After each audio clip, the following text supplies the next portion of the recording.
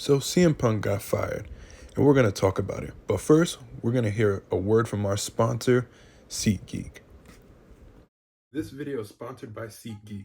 If you don't know what SeatGeek is a ticket app that takes the confusion out of buying tickets. They out a 0 to 10 score on each ticket to know whether you're getting a good or a bad deal. The green bubble means good, the yellow button means fair, and obviously the red equals bad. And you're probably wondering, why am I telling you all this? Well, it's because once you download the SeatGeek app for the first time, you get $20 off your first purchase. If you're watching this on Instagram, the link to the app will be in my bio. If you're watching this on YouTube, the link to the app will be in the description below. Now I'm going to show you how the app works.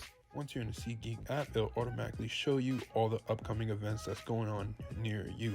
There's a whole bunch of stuff going on in my place, like Drake and 21 Savage.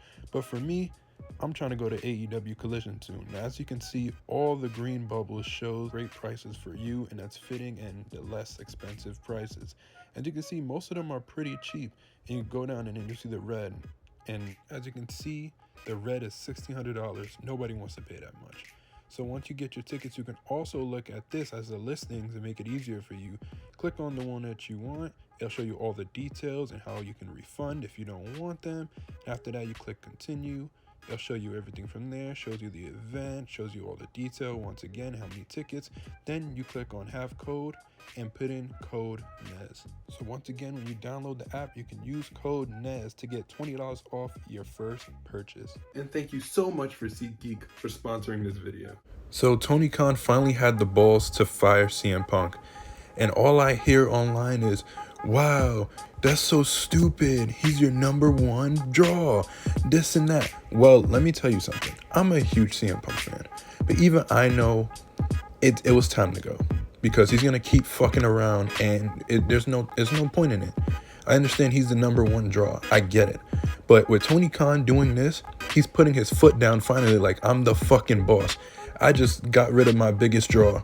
So if anybody thinks they can get away with shit, look what I just did. And that's what I like. Listen, I'm not saying all of it is CM Punk for all of the backstage drama when it came to him. It was the Bucks, it was the Elite, Jack Perry. I get it. But you gotta know, if you're a fucking professional and you want to be the locker room leader, you would show locker room leader-esque things, not start fighting and choking people all because of disagreements. Like, Jack Perry was wrong, and I've said this on TikTok. Both of them were wrong. Jack Perry was wrong for, throwing shots at it, and CM Punk was wrong for fucking putting his hands on Jack Perry. Like, who the fuck do you think you are? And that's why I'm glad, CM Punk got fired, because, listen, like I said, I love CM Punk, but at this point, this is getting to a point where I'm scared that if this continued, that it was going to bring the company down even more. Because yes, he's a big draw, but at the same time, nobody wants to keep hearing about fucking CM Punk drama backstage all the time. Because at the end of the day, the biggest point of this is to keep AEW alive. And people are going to say, well, since, Tony Khan's an idiot for getting rid of CM Punk, now they're not going to do good. First of all, AEW was perfectly fine before CM Punk came, all right? He just made it even bigger, which I appreciate and we all do. I'm glad CM Punk was back. But at this moment, his ego is just too big for the fucking company. He thinks that he wants to be the main character so bad. Well, I'm sorry to tell you, Punk, but it's a team effort. And just like you got suspended, the other people got suspended as well for what happened. But you put your heart up on your sleeve too fucking much. And I see it keep happening. I figure something would keep happening every time. CM Punk drama. Something said something about CM Punk. CM Punk fires back. And it's always something, It's always fucking something. And I'm just over it. Like, nigga, get over yourself, okay, CM Punk? All right, Phil Brooks, relax. And then people got mad when Tony Khan was, talking about what happened. And people was like, look at this fucking idiot and stuff. First of all, nigga, we should be appreciative that Tony Khan is finally putting his foot down. But no, you fucking marks want to be like, oh my God, CM Punk deserved better. Nobody understands CM Punk. Listen, there's a whole bunch of drama backstage that I hate, and I tell you guys this all the time. Tony Khan has to put his foot down, and this was a major way to prove it. He's like, listen, from now on, this is gonna happen. Apparently there's footage, because you know Wembley is full of cameras, but at the end of the day, and I heard he was chewing up with Tony Khan afterwards. Bro, you can't have that, yo. I don't know who the fuck you think you are, but listen, you're replaceable. I'm sorry. I know.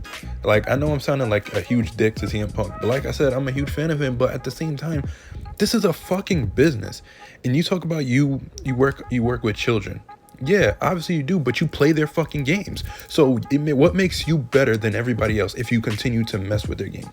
Mind your fucking business. If you have issues with people, bring it to them backstage without fucking fighting. You can talk about it in private and discuss it, because now you robbed us for getting so many good storylines. We could have got MJF versus CM Punk, which we were headed to.